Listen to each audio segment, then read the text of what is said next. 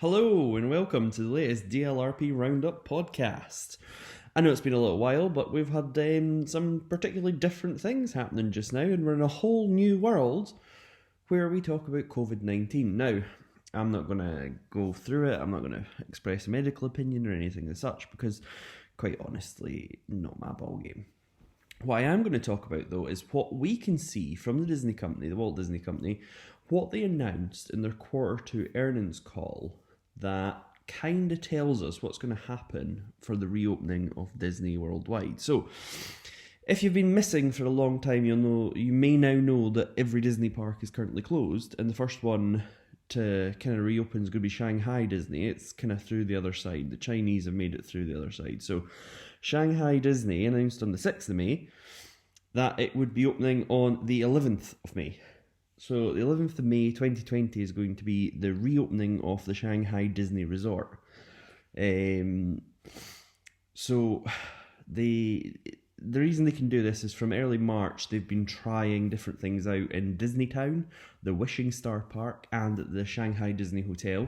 And now they're a little bit more confident in their measures and they believe they can reopen the actual theme park. So tickets go on sale on May the 8th at 8 a.m. and it's going to be a limited amount of tickets per day. So I think the first thing we're going to learn is there's going to be limited amount of tickets per park, per day, worldwide, when the worldwide reopen comes.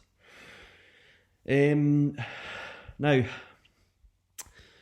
I think a lot of the shopping, dining locations and all the attractions are going to reopen. And the reason for that is I believe the way they've calculated the capacity isn't so much the overall capacity of the whole resort, but rather they've looked at the capacity of the individual units within the resort and their ability to have socially distant guests. So I think they'll probably have everything open that they possibly can. However, they have closed the children's play area, and the theatre shows are going to remain closed throughout. But they only have one, I'm fairly certain, Shanghai Disney. So I don't think that's going to happen. Now, they go on to say that to help with social distancing, the parade and nighttime spectaculars have also, for the moment, been postponed. However, there is a special Disney character procession. So point 2 we could probably bring up here is that there is going to be a procession which is obviously very different to a parade, and it's called the Mickey and Friends Express,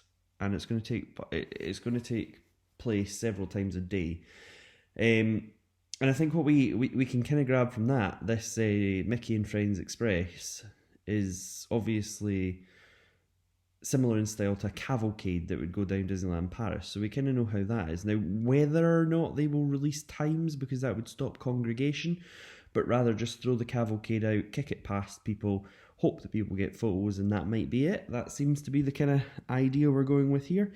And then at night, the castle's going to come alive with light and music. And I don't think this is going to be a sense of having an actual show. So it's not going to be a case of, oh, here's a show, here's dreams, illuminations, wishes, anything like that.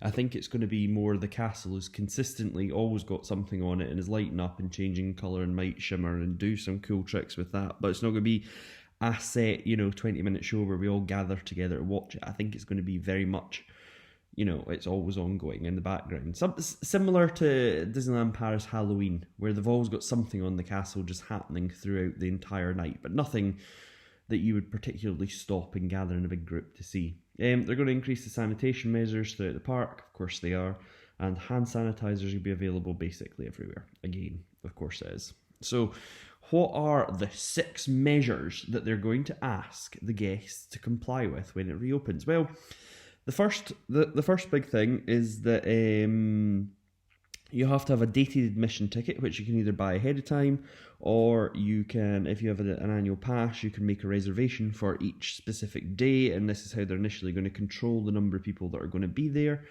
It fluctuates. I believe they're looking at about 24,000 people as their capacity each day. So they've said that the government wants a 24,000 person limit in Shanghai Disney. However, Disney want a lower limit for a few weeks until they get used to it. And oddly, Bob Chapek, who's the new CEO of Disney, announced that Shanghai has a capacity of 80,000. They don't normally provide that sort of information. They don't normally come out and say, And Shanghai especially, they were very, very coy in the early days of not giving out its actual capacity. However, on the earning call, he very specifically said it was 80,000 people. The next thing is everybody who visits the park, your name, your phone number, your ticket ID is all going to be linked, and they're going to make sure that you are who you say you are, and you've got to provide identification, and that's basically so contact tracing can begin in case effectively you're in contact with anybody who does have COVID. So 2 is a database. 3 is you must be registered for a health QR code, which is a very China specific thing. And while I believe dated tickets may come for the other Disney parks, and while I believe that contact tracing will happen and they'll take your information, which is pretty standard stuff, health QR codes and green codes and everything, they're very China specific. I mean, it might happen, but I don't see it. I really don't see it in this country. I really don't see it in France. I really don't see it in the United States aren't going to go for health QR codes. That's just not what they do. If they kick up a stink about needing an ID for a gun, they're not going to allow you to have a health QR code. And number 4 is you've got to provide your government ID or a travel document for each guest. You're not allowed to have photos or printed copies. So I mean, the only valid initial documents. Again, basically international travellers can go away. We whistle to yourself. Number 5, you will undergo a temperature screening procedure, so probably infrared thermometer attached to your forehead, and they will check that you're not too hot and you're not too cold.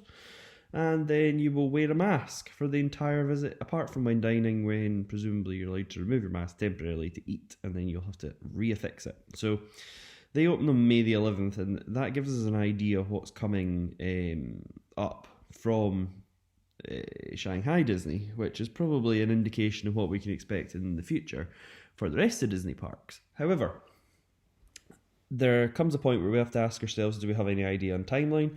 The answer is no. It certainly won't be until at least July in France, because they've said that's categorically not happening. In the US, again, July could be quite likely for Walt Disney World, although some people have rumoured June. Again, I think it quite unlikely given the state that Florida's in at this particular moment. And in California, they are not too keen on that whole California reopening thing. That looks as though it's going to be much, much later. I also see on Twitter and some of the forums people saying that California isn't in a great state and was basically, because of the stay-at-home order and how quick it came in and the forcefulness of it, that an awful lot of people were kicked out of the park before they could kind of get the park into a nice state to shut it down. I think they had a lot more time in Florida to kind of get that one nailed down before they kicked everybody out. So it remains to be seen.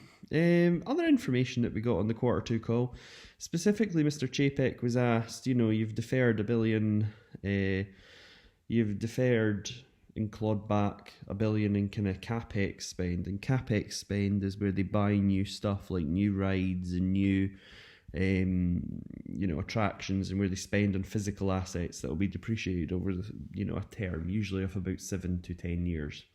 And he said that yes, they have clawed back $1 billion in capex, but they are doing that through a fine tooth comb sort of idea where they pour through their financials and just see if they could shave off some project costs, or if there's potentially efficiencies they could move. However, he didn't announce, and he was quite specific in saying that no large-scale projects have actually been cancelled, including the cruise liners are still go, and secondly, that Disneyland Paris' WDS, the Studios Expansion 2, is still going ahead. So he seemed quite categoric that these things were going ahead. Now, obviously, you're not going to get the CEO going to say on the call, oh, we have nothing interesting coming up, we've cancelled everything and we're sticking to what we have. But he was pretty categoric in the sense that he says, no, we're still looking to expand, and Disney's a big brand and we look forward to welcoming people back, and we have some new adventures, and we know that if we invest in what we have, people like to come to it. So time shall tell us whether or not that's true or not. Thank you for joining in with this very short roundup. It is about 10 minutes, I'm sure. We've not checked in a little while, and this is probably the first time I've done one in 2020, so a happy new year to you, especially even though it's May. Thanks. Bye-bye. That's a roundup.